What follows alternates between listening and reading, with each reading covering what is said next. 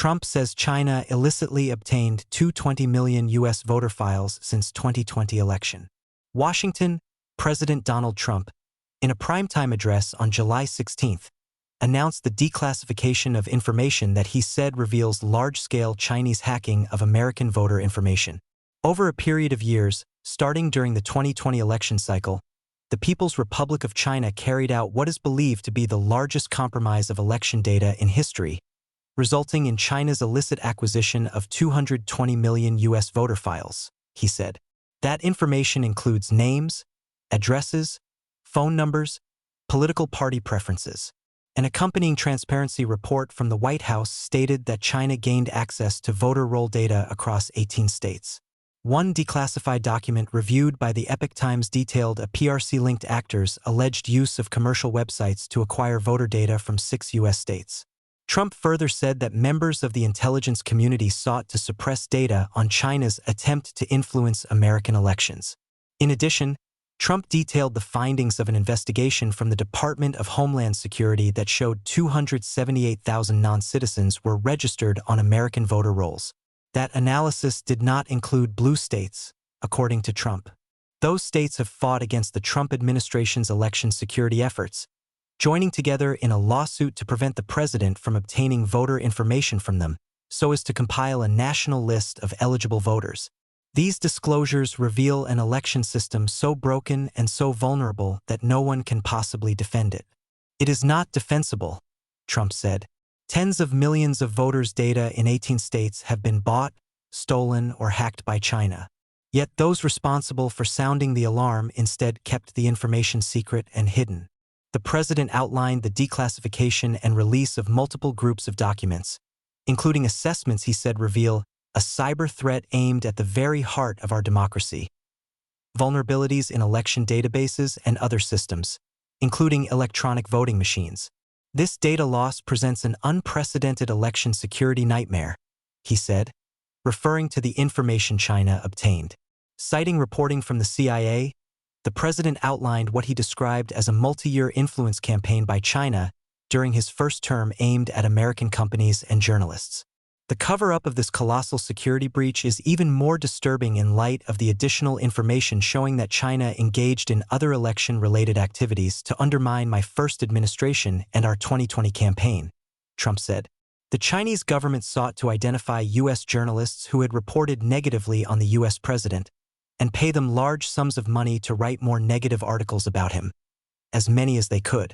The president further said that intelligence reports outlining Chinese operations directed at the election were withheld from daily presidential briefings during his first term. He said he was instructing the Justice Department, the Office of the Director of National Intelligence, and other top officials to investigate how and why such crucial information was hidden, to fire those involved in the cover-up, and to file criminal charges if appropriate against these people. Trump did not confine his speech to U.S. elections. He pointed to a CIA report that detailed former Venezuelan leader Nicolas Maduro's bid to manipulate that country's 2020 election. The president ended his speech with an appeal to Congress to pass the Save America Act, election integrity legislation that has passed the House but continues to flounder in the Senate. The legislation would require photo identification at the polls as well as proof of citizenship for those registering to vote. No country could be great without fair and honest elections, Trump said. Earlier in the evening, Assistant Attorney General Harmeet Dillon announced that the Department of Justice and the Department of Homeland Security were launching a website with a map outlining the Trump administration's election integrity measures. Trump delivered his speech less than 4 months ahead of what's expected to be a tough midterm battle for Republicans. Pushback and support. Democrats immediately pushed back against the president's claims. Senator Mark Warner, the ranking member of the Senate Select Committee on Intelligence, wrote on social media that Trump's address was just a prelude to interfere in our midterms, saying that a 2020 assessment had judged that China did not attempt to interfere in the 2020 election. Also on social media, Senators Chris Van Hollen and Ron Wyden similarly accused the president of seeking to affect the 2026 elections. Senate Minority Leader Chuck Schumer wrote on social media that Trump's appeal on Save America would be lost on his colleagues, describing the bill as dead on arrival in the United States Senate. On the other side of the aisle, Representative Rick Crawford, who chairs the House Select Committee on Intelligence, demanded that CIA Director John Ratcliffe immediately take decisive action to hold all those involved at the CIA accountable for these egregious betrayals of the American people's trust, vowing that his committee would seek to backstop that push for accountability. Representative Austin Scott, a member of the Intelligence Committee, wrote on social media that the Chinese Communist Party is one of the greatest adversaries of the United States. Their efforts to influence our elections are apparent, and we will not tolerate it.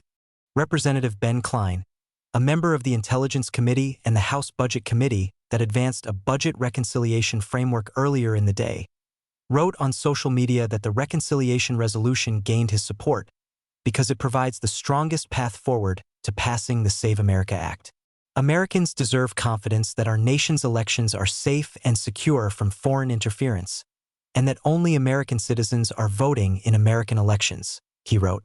Minutes before the speech, former Vice President Kamala Harris took to social media to defend the outcome of the race that elevated her to the vice presidency. The 2020 election was not stolen, she wrote. Ahead of the speech, Senator Bernie Moreno wrote on social media that he had been briefed on its contents. This may be the most important Oval Office address since the Cuban Missile Crisis. The time for complacency with China is over, Moreno wrote.